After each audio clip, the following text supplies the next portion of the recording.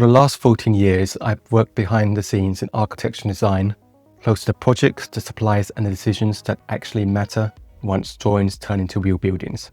I didn't start at the top. I started a very small material library in London, working my way through different parts of the industry and eventually alongside some of the major suppliers in design. Being that close to the process taught me something important. Most brands don't fail because of design or ambition. They fail quietly, through poor decisions, broken trust, and an inability to deliver when things go wrong. This video isn't about titles or success stories, it's about lessons I learned under pressure, what worked, what didn't, and how my thinking about trust, relationships, and reliability changed along the way. This whole journey started when I was 23 years old, working at the SCIN Gallery, a material library that was transitioning to a gallery space under the leadership of Annabelle Filer. Think material lab before it became a thing.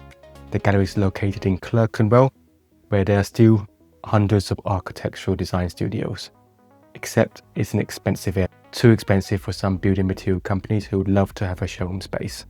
Annabelle had a clever idea of extending the material library and offered a display space for a yearly fee to suppliers, showcasing samples, catalogues, business cards, a stripped down version of what you can find in a dedicated showroom, but all the collateral a supplier would need to promote their products. I joined as part of this startup as an intern and helped with pretty much everything, helping where I can with marketing, curating exhibitions, and helping with events to help attract architects into the space. Annabelle had no shortage of ideas and enthusiasm.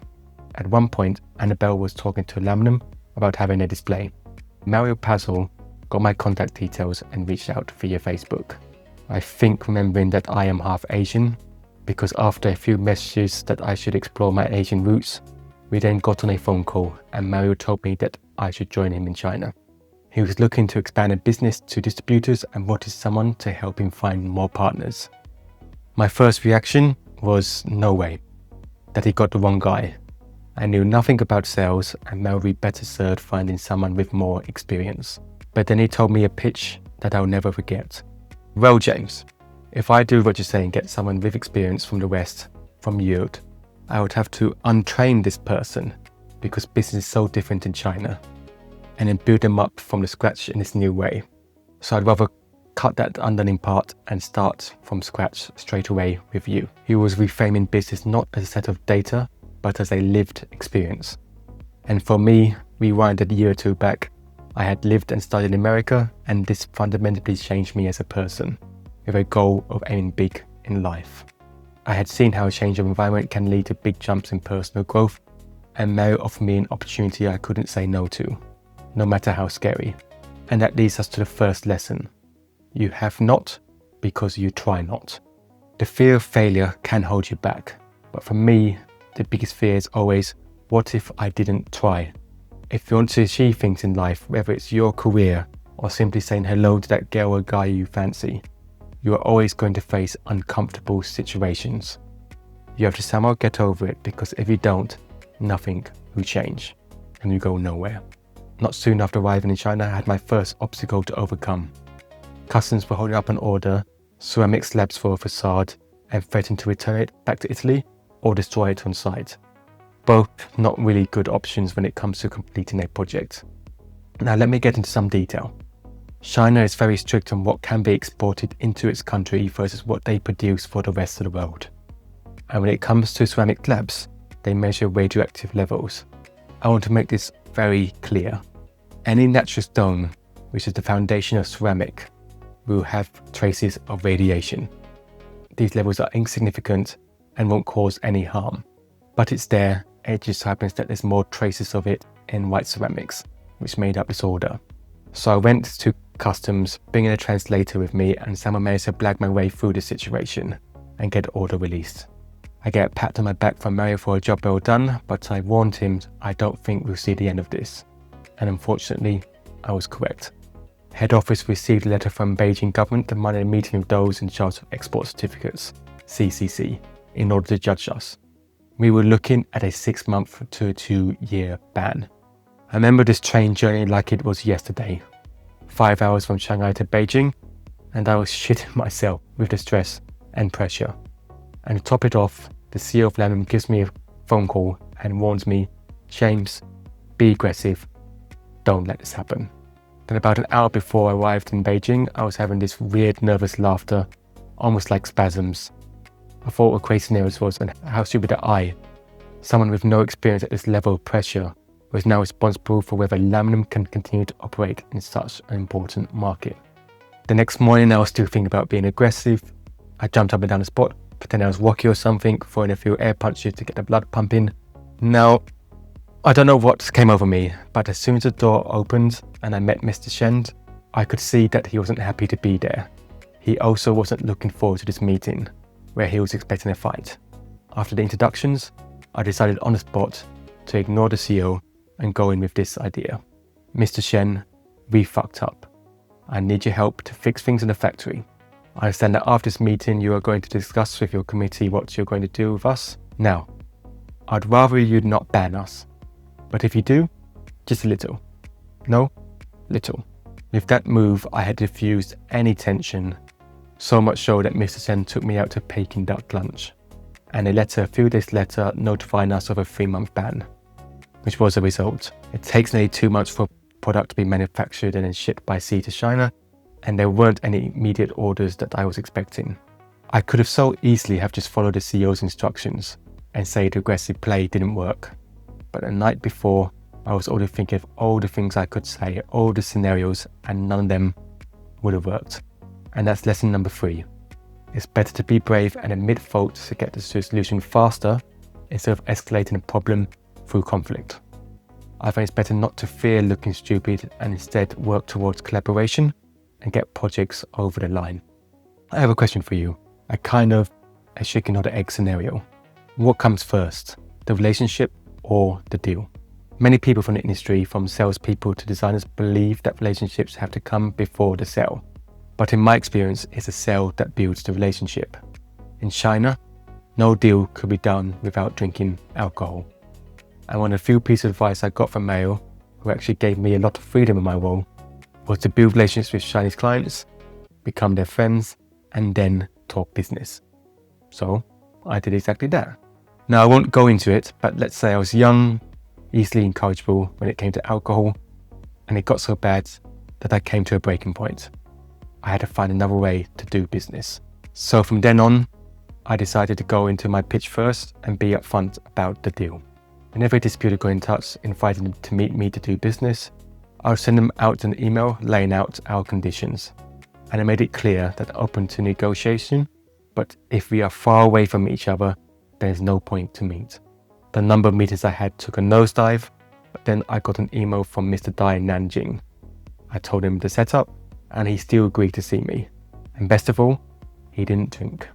So for a couple of meetings, I spent some time with Mr. Dai, getting to know him, his wife, and his son, while going through the contract terms for exclusivity. He was going beyond the level of commitment that was expected for a first-year developer.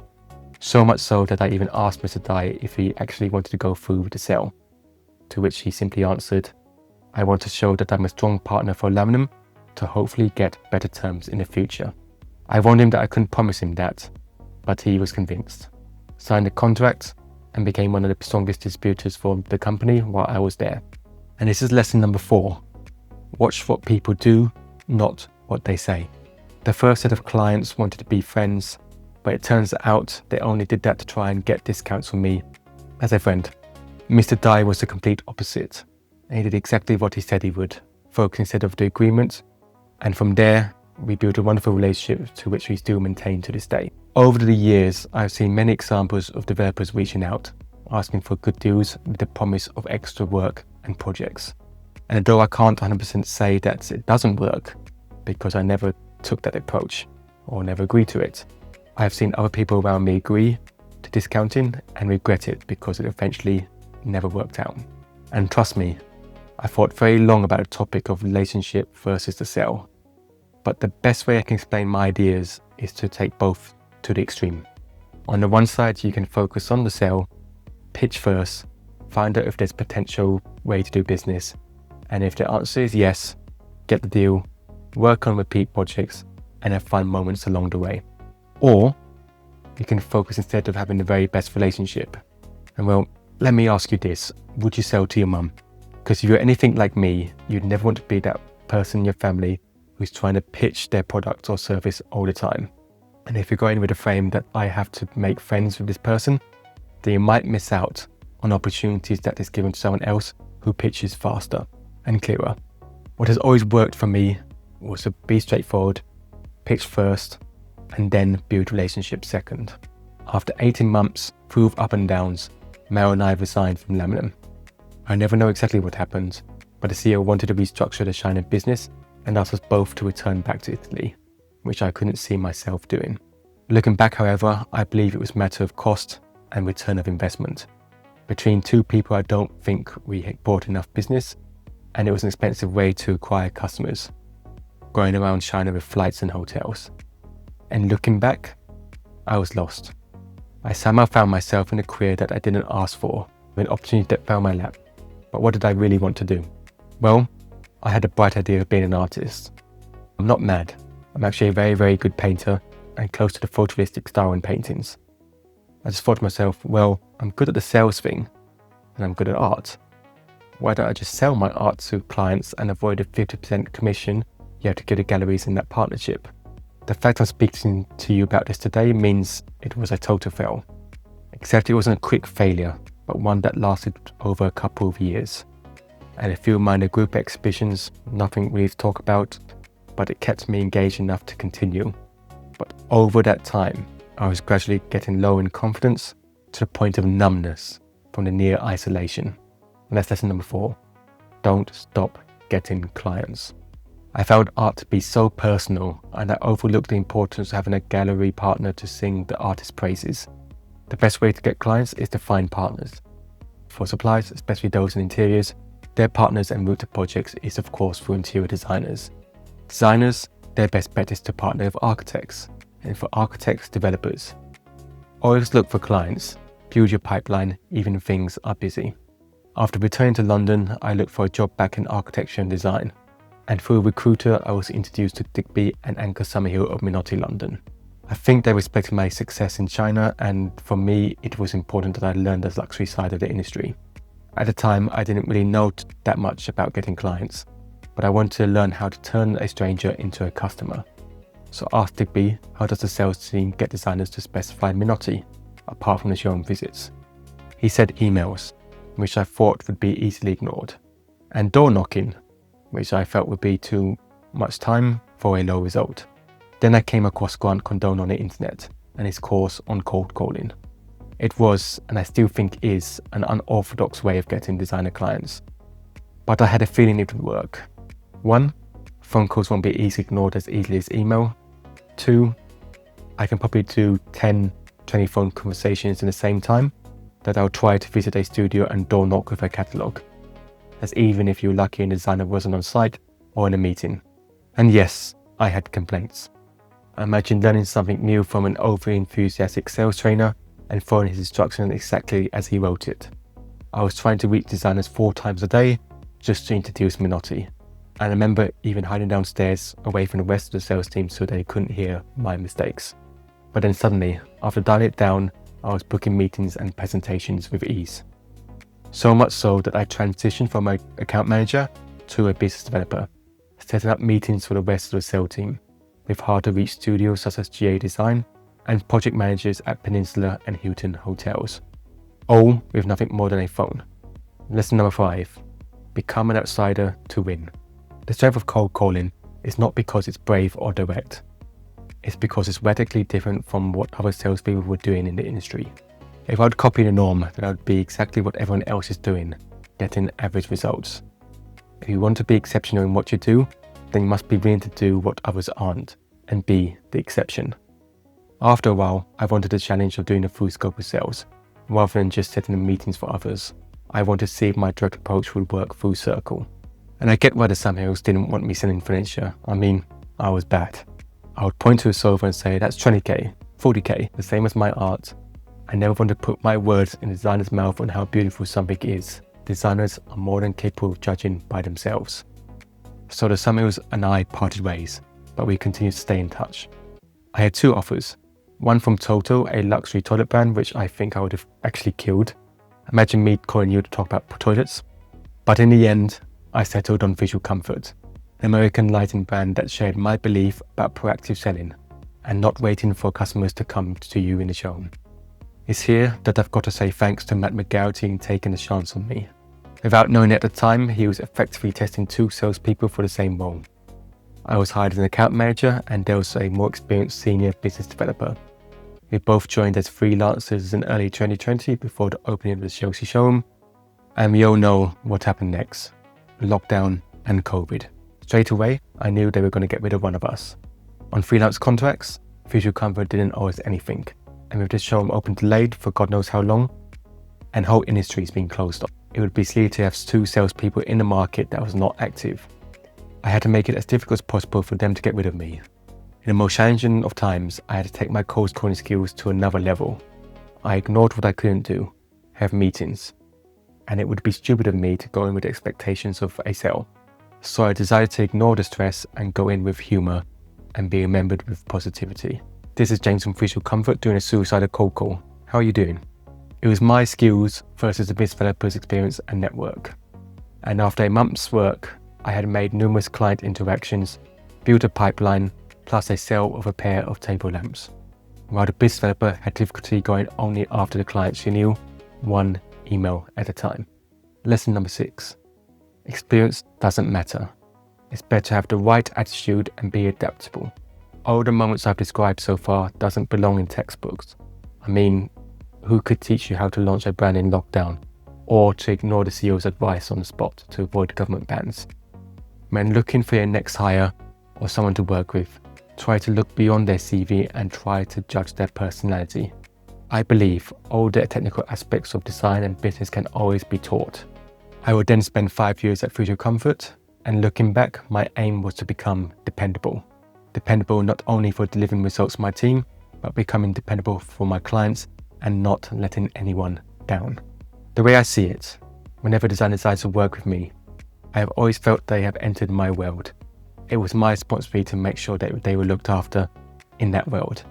Between delivering to the wrong address, collection and delivery to the correct site, and bad paperwork on my part, a pallet of lights were lost within the transit system.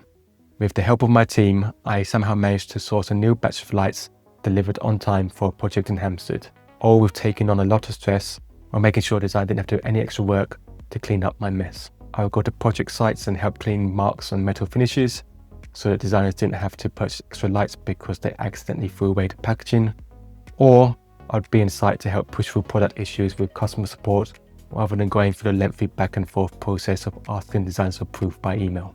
At every step, I always want to be active and finish the project with a good reputation. Which is lesson number 7. Clients now are more important than clients tomorrow.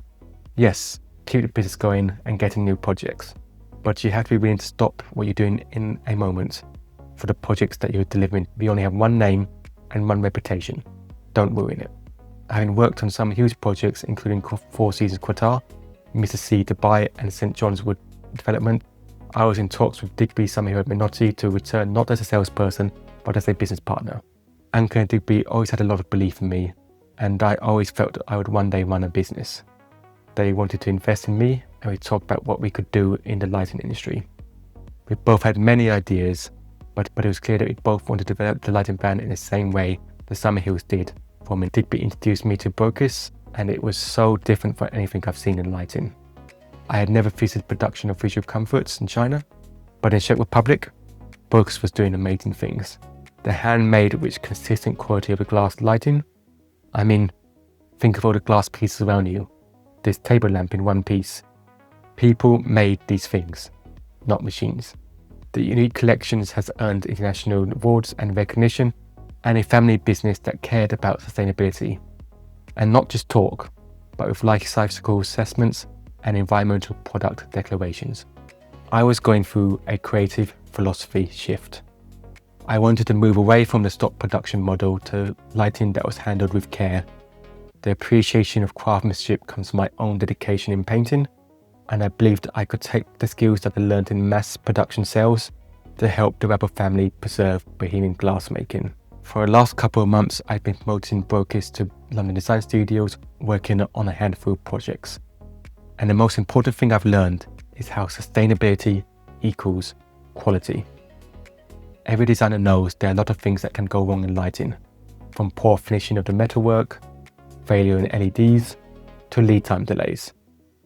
You think of what the solution would be for each one. They would each incur extra costs for the project site, from delaying completion to pick up lights for repairs, or having an in-situ light put in place, not exactly sustainable. But because Brokers is a brand that is certified as sustainable, by default, production is now geared towards quality control.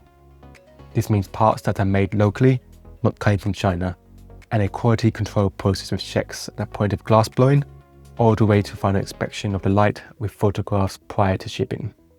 Yes, mistakes happen in production, but it doesn't mean that Brokers has to send them out, and they choose not to send it out, choosing their reputation. I would like to finish this with a Steve Jobs quote that I think encapsulates this entire video and my career so far, and hopefully encourage you wherever you are on your journey. You can't connect the dots looking forward, you can only connect them looking backwards. So you have to trust the dots will somehow connect to your future. So, to all the designers on a similar journey right now, I feel it. As creatives, sometimes it doesn't make sense. There's going to be plenty of times when you're going to be doubting yourself and question why you're even doing this. But all I can share is if you continue to bet on yourself, keep on trying. One day you're going to realize that it was all worth it, and now it does make sense because it was all ultimately leading to this.